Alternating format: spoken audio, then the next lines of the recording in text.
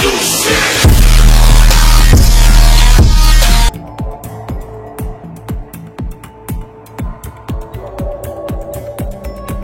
Raffi Ahmad ikut terseret setelah polisi menetapkan kekasih Tamara Tiasmara, Yuda Arfandi sebagai tersangka.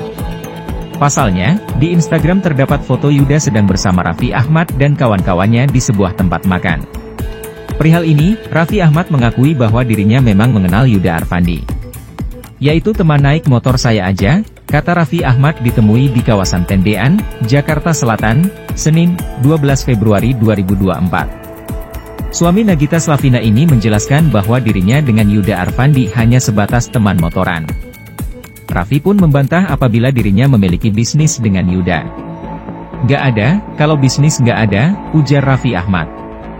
Lebih lanjut, ayah dua anak ini mengaku terkejut ketika pemberitaan tersebut viral. Raffi Ahmad berharap kasus kematian anak Angger Dimas dan Tamara Tiasmara segera menemukan titik terang.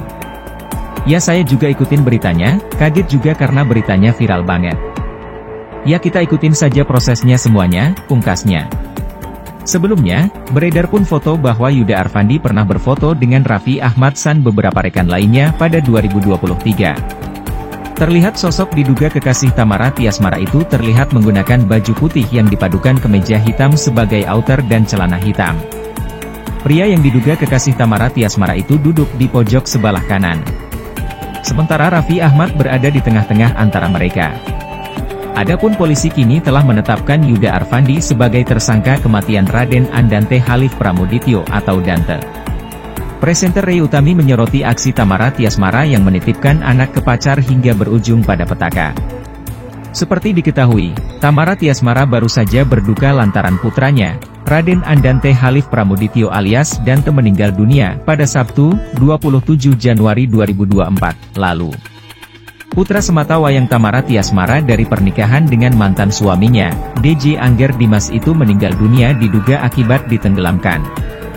Sebelum putranya meninggal dunia, Tamara Tiasmara diketahui menitipkan Dante pada Yuda Arfian, yang tak lain adalah kekasih sang aktris. Yuda Arfian diketahui menemani putra Tamara Tiasmara berenang di kolam renang daerah Duren Sawit, Jakarta Timur sebelum peristiwa nahas itu terjadi. Aksi Tamara Tiasmara menitipkan putranya pada Yuda Arfian saat berenang itu pun mendapatkan komentar dari Ray Utami. Sebagai seorang ibu, Ray Utami mengaku tidak berani menitipkan buah hatinya pada orang yang bukan bagian dari anggota keluarganya. "Itu kan kolam renang ya, kolam renangnya kolam renang umum, anak, dititipkan pada orang yang belum keluarga, aku nggak akan berani," kata Ray Utami dikutip dari YouTube Cumi Cumi, Selasa, 13 Februari 2024. Diketahui, saat putranya meninggal dunia, Tamara Tiasmara sedang syuting, sontak saja muncul pertanyaan di benak presenter 36 tahun itu. Ray Utami pun bertanya-tanya mengapa saat itu Tamara Tiasmara memilih untuk syuting dan menitipkan Dante pada Yuda Arfian. "Ini yang jadi pertanyaan dalam hati aku ya, mohon maaf maksudnya, aku nggak tahu perasaan dia pada saat peristiwa itu terjadi. Cuma aku kayak pengen nanya apakah lebih penting syuting daripada anak," ujar Ray. Kendati demikian, istri Pablo Benua Putra itu paham betul perasaan Tamara Tiasmara yang baru saja kehilangan putranya. "Aku pasti tahu betul penyesalan seorang ibu, campur aduk pasti rasanya." Aksi Tamara Tiasmara menitipkan putranya pada Yuda Arfian pun dianggap Ray Utami sebagai kelalaian yang dilakukan sang aktris. "Gak akan mungkin bisa tidur, gak akan mungkin bisa tenang hidupnya, suka tidak suka, mau tidak mau, hal itu bagian dari kelalaian seorang ibu," tuturnya. Diberitakan sebelumnya, pihak kepolisian menyebut Yuda Arfian sempat mengajak putra Tamara Tiasmara untuk berpindah ke kolam renang dewasa yang memiliki kedalaman 1,5 meter. Tersangka dan korban kemudian berpindah ke kolam dewasa yang kedalamannya adalah 150 cm ataupun 1,5 meter, terang Direktur Reserse Kriminal Umum Polda Metro Jaya, Kombes Wira Satya Triputra. Saat itu Yuda Arfian yang kini berstatus sebagai tersangka dalam kasus tersebut kedapatan membenamkan bocah 6 tahun itu ke dalam air sebanyak 12 kali. Di dalam kolam yang kedalamannya 150 cm atau 1,5 meter tersebut korban dibenamkan kepalanya sebanyak 12 kali. Adapun proses saat menenggelamkan tersebut dengan cara dengan memegang pinggang korban dan menggunakan dua tangan dari tersangka, sambungnya. Putra Tamara itu pun terlihat berusaha meraih tepian kolam saat Yuda Arfian melakukan hal tersebut. Namun sayangnya, upaya Putra Tamara itu tak membuahkan hasil. Yuda Arfian justru menarik badan dan kaki Putra Tamara itu agar Dante tak berhasil menepi. Setiap korban mau menggapai ke tepi kolam, tersangka berusaha menarik badan dan kaki korban agar tetap terus berenang. Dan tersangka melakukan hal tersebut sebanyak kurang lebih 4 kali, tandasnya. Terlihat dari rekaman kamera pengawas atau CCTV, Dante sempat batuk-batuk setelah ia berhasil meraih tepian kolam. Tubuh bocah laki-laki itu pun terlihat lemas. Saat korban sampai di tepian, korban terjadi batuk-batuk. Hal itu kita ambil berdasarkan CCTV daripada kolam tersebut.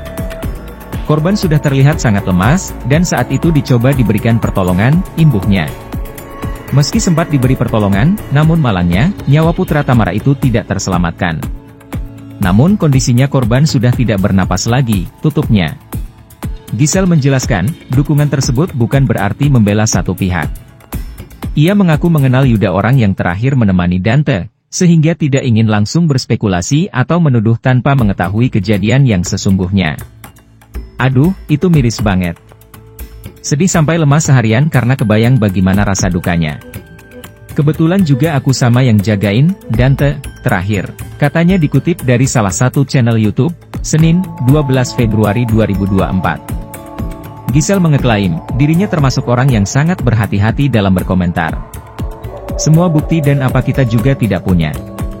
Kita hanya lihat dari video bukti cuma durasi 2 menit dari belakang, di blur pula gitu loh, jelasnya. Selama ini, kata Giselle, dirinya mengenal baik Yuda dan dirasa tidak masuk akal jika temannya itu sampai menyakiti anak usia 6 tahun, seperti Dante. Apa motif yang bisa kita pikirkan untuk menyakiti seorang anak? Kecuali memang sakit banget jiwanya. Kita kenal, Yuda, normal-normal aja gitu, enggak pernah ada indikasi ke sana, membunuh, ujarnya. Diberitakan sebelumnya, dari tangkapan layar pesan dukungan Gisela Anastasia kepada Safira Ramadhani yang mengaku sebagai saudara Yuda Arfandi. Gisela dan Safira diketahui saling follow di Instagram. Dalam pesan dukungan tersebut, Gisela mendoakan agar Yuda Arfandi dan keluarga bisa menjalani permasalahannya dengan tenang. Dia juga meyakini, Tuhan pasti akan membela. Enggak usah terpengaruh dengan omongan orang, opini orang yang tidak jelas, tulis Gisela dikutip dari story Instagram Safira Ramadhani, Sabtu, 10 Februari 2024.